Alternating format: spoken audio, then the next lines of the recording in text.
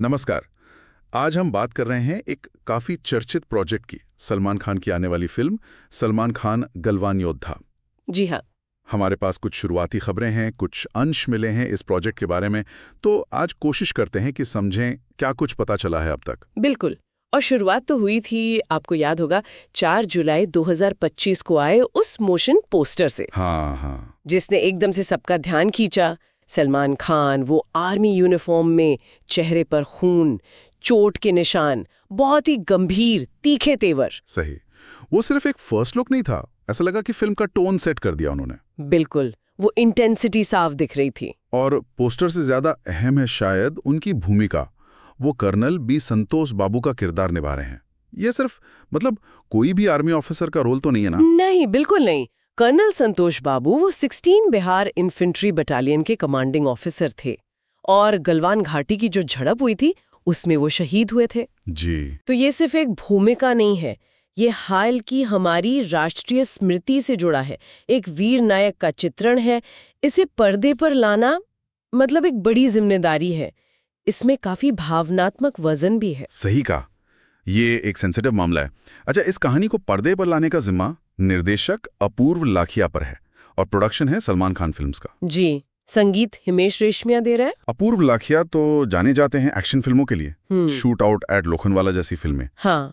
तो ये देखना दिलचस्प होगा कि क्या वो अपनी वही स्टाइलिश एक्शन वाली अप्रोच यहाँ भी लाएंगे या फिर इस गंभीर यथार्थवादी विषय के लिए कुछ अलग करेंगे। ये बहुत महत्वपूर्ण सवाल है वैसे, क्योंकि देखिए, सलमान खान फिल्म्स का प्रोडक्शन है, मतलब स्केल तो बड़ा होगा। हाँ, वो तो है। लेकिन विषय इतना संवेदनशील है कि संतुलन साधना बहुत जरूरी होगा।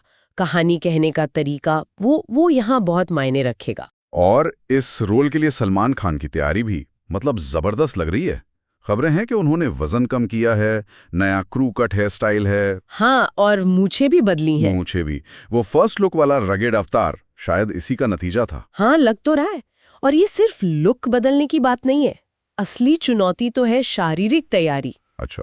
उन्हें खास तौर पर ट्रेन किया गया है लद्दाख के मुश्किल माहौल के लिए, हाई एल्टीट्यूड ट्रेनिंग। ओहो। और लो ऑक्सीजन वातावरण में रहने और काम करने की ट्रेनिंग। ये तो सोचकर ही मुश्किल लगता है।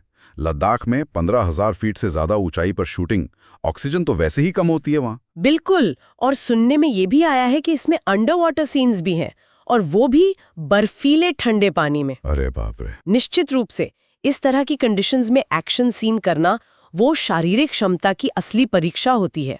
कम ऑक्सीजन में दौड़ना, फाइट करना, और फिर वो ठंडे पानी वाले स्टंट्स। हाँ। ये सब मिलकर इसे बहुत ही ज्यादा चुनौतीपूर्ण बना देते हैं।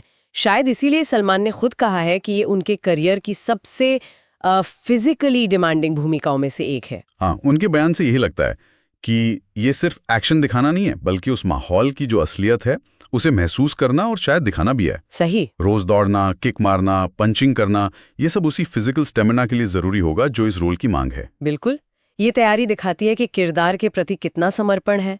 अच्छा, अब जरा शूटिंग शेड्यूल पर आते हैं। हाँ, बताइए। बताया जा रहा है कि शूटिंग जुलाई 2025 से या तो शुरू हो चुकी है या बस होने ही वाली है। ओके। और इसमें एक बड़ा हिस्सा, करीब 25 से 60 दिन, लद्दाख में शूट होना है। बाकी का काम फिर मुंबई में होगा। और उनका टारगेट है नवंबर 2025 तक पूरी शूटिंग खत्म करने का। ये तो काफी टाइट शेड्यूल लग रहा है, खासकर लद्दाख की कंडीशंस को देखते हुए। वहां तो मौसम भी अनप्रेडिक्टेबल होता है। हाँ, टाइमलाइन तो एम्बिशियस है, और रिलीज डेट को लेकर भी थोड़ी अटकलें हैं। पहले लग रहा था ईद 2026 पर आएगी। हाँ, मैंने भी सुना था। पर अब कहा जा रहा है कि शायद जनवरी 2026, गणतंत्र दिवस के आसपास, या फिर जून 2026 में आ सकती है। अच्छा, हो सकता है गणतंत्र दिवस विषय के हिसाब से ज्यादा फिट बैठता हो। शायद यही सोच हो। तो कुल मिलाकर ये एक ऐसी फिल्म बन रही है जिसमें एक बहुत ही दमदार और संवेदनशील भूमिका है, जिसके लिए जबरदस्त शारीरिक तैयारी की जा रही है, शायद मानसिक भी, और जिसे एक तय समय सीमा में पूरा करने का लक्ष्य है। बिल्कुल। कर्नल संतोष बाबू जैसे नायक की कहानी को पर्दे पर उतारना यकीनन एक बड़ा प्रयास है। और चुनौती सिर्फ एक्शन या फिजिकल परफॉर्मेंस की नहीं होगी, बल्कि कर्नल बाबू का जो नेतृत्व था, उनका साहस, उनके मानवीय पहलू, उनको प्रामाणिकता से दिखाना भी एक चुनौती होगी। हाँ, वो संतुलन साधना जरूरी है। जी बिल्कुल।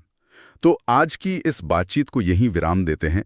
ये तो साफ है कि फिल्म शारीरिक चुनौतियों और एक्शन पर तो काफी फोकस कर रही है, हाँ, वो तो दिख रहा है।